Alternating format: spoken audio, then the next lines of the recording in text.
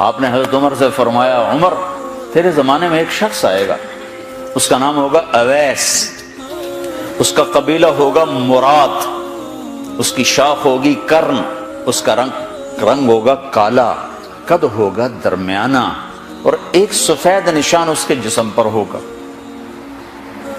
جب وہ آئے تو تم اس سے دعا کرانا، علی تو بھی کرانا، عمر تو بھی کرانا، اور میں قسم کھا کے کہتا ہوں کہ اویس جیسوں سے دنیا بھر جائے تو عمر و علی کے ایک بدن کے بال کے برابر نہیں، لیکن اس کے ذریعے سے ایک پیغام آگے پہنچانا تھا۔ تو حضرت عمر اور حضرت علی حیران ہو کر دیکھنے لگے کہ ہمیں کہا جا رہا ہے کہ اویس سے دعا کروائیں، وہ ہم صحابی وہ تابعی۔ تو آپ نے فرمایا اس نے ماں کی ایسی خدمت کی ہے، جب وہ ہاتھ اٹھاتا ہے تو اللہ ہاتھ واپس خالی موڑتا ہی نہیں۔ یہ پیغام پہنچانا تھا کہ ماں باپ کے آگے جھکو۔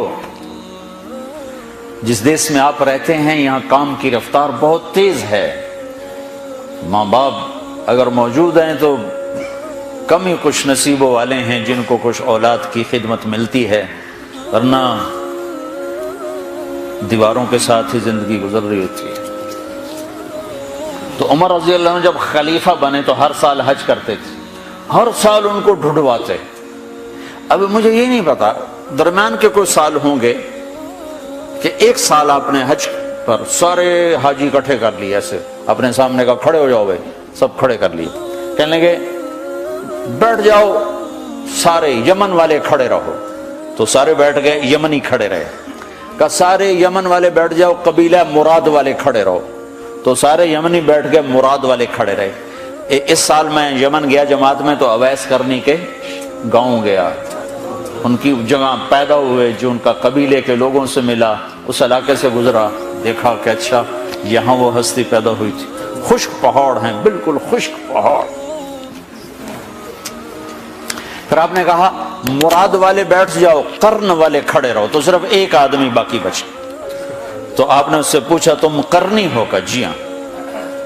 اویس کو جانتے ہو؟ کہ جانتا ہوں، میرا سگا بھتیجا ہے، میرے بھائی کا بیٹا، لیکن وہ تو تھوڑا پاگل سا ہے، آپ اس کا کیوں پوچھ رہے ہیں؟ تو عمر رضی اللہ تعالیٰ عنہ رونے لگے، کہا وہ نہیں، تو پاگل نظر آتا ہے۔ پھر آپ نے پوچھا کدھر ہے؟ آیا ہوا ہے حج میں؟ ہے؟ کہ جی ہے۔ کدھر ہے؟ کہ جو اونٹ چرانے نکلا تھا عرفات کی طرف۔ تو حضرت عمر نے حضرت علی کو ساتھ لیا اور دوڑ لگائی اور پہنچے عرفات کی طرف، تو دیکھا تو ایک آدمی ایک کیکر کے درخت کے نیچے نفل پڑ رہا اور اونٹ اس کے چاروں طرف چل رہے ہیں۔ تو یہ دونوں حضرات بیٹھ گئے، تو انہوں نے اویس نے محسوس کیا کچھ آ گئے لوگ، تو انہوں نے نماز مختصر کر دی، سلام پھیرا۔ تو حضرت عمر نے پوچھا کون ہو بھائی؟ کہا جی مزدور ہوں۔ کہا تیرا نام کیا ہے؟ کہا جی اللہ کا بندہ۔ کہا بھائی ہم سارے کے بندے ہیں، میں پوچھ رہا ہوں جو نام تیری ماں نے تیرا رکھا وہ کیا ہے؟ تو وہ تو پہچانتا نہیں تھا کہ عمر کون ہے، علی کون ہے، وہ تو پہلی دفعہ حج پہ تھا۔ وہ کہنے لگا تم کون ہو میرا انٹرویو کرنے والے؟ انٹرویو تو میں اپنی طرف سے کہہ رہا ہوں۔ میں کہا تم کون ہو میرا پوچھنے والے؟ تو حضرت علی بولے یہ امیر المومنین ہیں عمر بن خطاب اور میں ہوں علی بن ابی طالب۔ پھر وہ ایسے ایک دم گھبرائے، دونوں کو سلام کیا، میں معذرت چاہتا ہوں میں نے پہچانا نہیں۔ تو عمر رضی اللہ عنہ نے فرمایا ہاتھ اٹھا، ہاتھ اٹھا۔ برمنگم والوں کو پیغام پہنچے کہ ماں کی خدمت کیسے کی جاتی، کہ عمر جیسا ہاتھ اٹھوا رہا ہے، علی جیسا، علی جیسا۔ تو وہ کہنے لگے میں آپ کے لیے کیسے ہاتھ اٹھاؤں، میری اوقات ہے کہ میں آپ کے لیے دعا کروں؟ کہاں، ہمیں ہمارے نبی کا حکم تھا کہ اویس آئے تو اس سے دعا کروانی ہے، کہ جب وہ ہاتھ اٹھاتا ہے تو وہ ہاتھ خالی نہیں آتے۔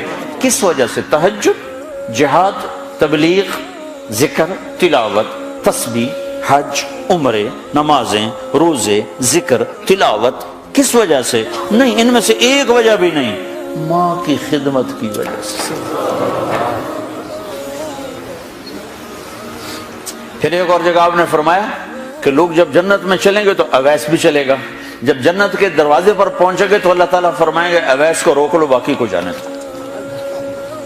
تو اویس گھبرا جائیں گے، کہیں گے یا اللہ مجھے کیوں روک لیا ہے؟ تو اللہ تعالیٰ فرمائیں گے ٹھہر جاؤ، جانے دو ان کو۔